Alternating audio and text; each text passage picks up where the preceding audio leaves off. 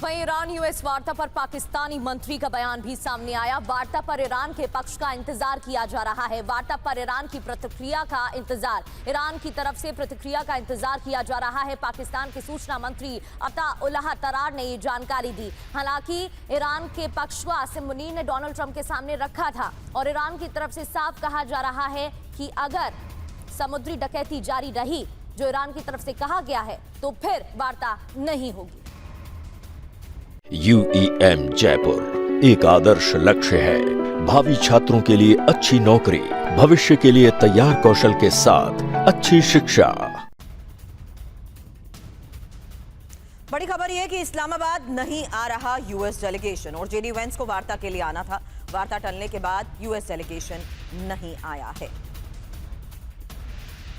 तो दूसरे दौर की वार्ता को लेकर तमाम बड़ी खबरें सामने आ चुकी हैं। हालांकि जो सस्पेंस बना हुआ था वो अब खत्म हो चुका है।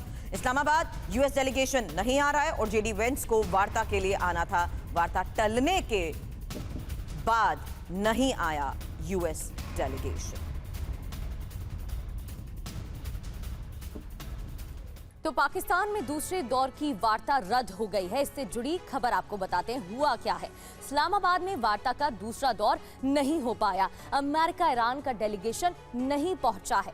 दोनों देशों ने पाकिस्तान आने से मना कर दिया था, जिसके बाद वार्ता रद्द हो गई। हुआ क्या, जेडी वैंस का पाकिस्तान दौरा रद्द हो गया। पहले जेडी वैंस जाने वाले थे, अमेरिका का डेलीगेशन पहुंचने वाला था, लेकिन उनका दौरा टल गया, वार्ता टल गई। ईरान पाकिस्तान आने में दिलचस्पी नहीं दिखा रहा था, जिसके बाद ऐसा हुआ है। न्यूक्लियर समेत कई मुद्दों पर सहमति का इंतजार अमेरिका को है।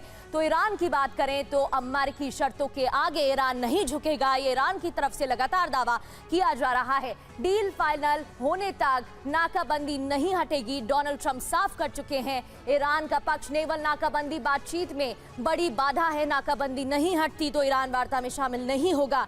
अमेरिका, हमारी सेना हर वक्त तैयार है, ये साफ अमेरिका ने दावा किया। तो किसी भी हमले का मुंहतोड़ जवाब देने के लिए ईरान तैयार, ये ईरान की तरफ से कहा गया है। ईरान के पास कोई विकल्प ही नहीं है, ये अमेरिका ने कहा। तो ईरान का कहना है तनाव बढ़ा तो हमला संभव है, क्योंकि ईरान भी तैयार है। आसिम मुनीर ने डोनाल्ड ट्रंप से नाकाबंदी हटाने की अपील भी की थी। ये बड़ी बात है, आपको बता रहे हैं कि इस दरमियान हुआ क्या।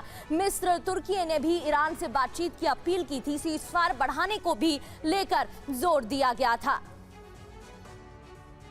बड़ी खबर यह है कि ईरानी सेना की यूएस और इजरायल को चेतावनी। हमारी सेना 100% तैयार है, हमारी उंगलियां ट्रिगर पर हैं, पहले से ज्यादा आक्रामक हमले होंगे। IRGC की तरफ से ये चेतावनी। हमारे लक्ष्य पहले से ही निर्धारित हैं।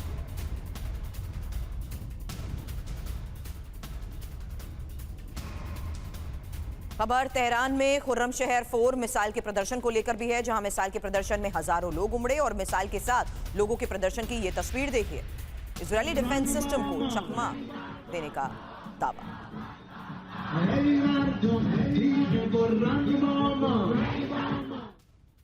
और ईरान में इजरायल यूएस के खिलाफ प्रदर्शन जारी है। ईरानी नेतृत्व में समर्थन में लोग उमड़े हैं। ये तस्वीर आपको दिखा रहे हैं। कल भी हमने 3 तस्वीरें आपको दिखाई थी। राजधानी तेहरान की भी कई तस्वीरें सामने आई थी। ईरानी नेतृत्व के समर्थन में लोगों का प्रदर्शन, ये देखिए, बड़ी संख्या में, हजारों की संख्या में लोग इस दौरान शामिल रहे।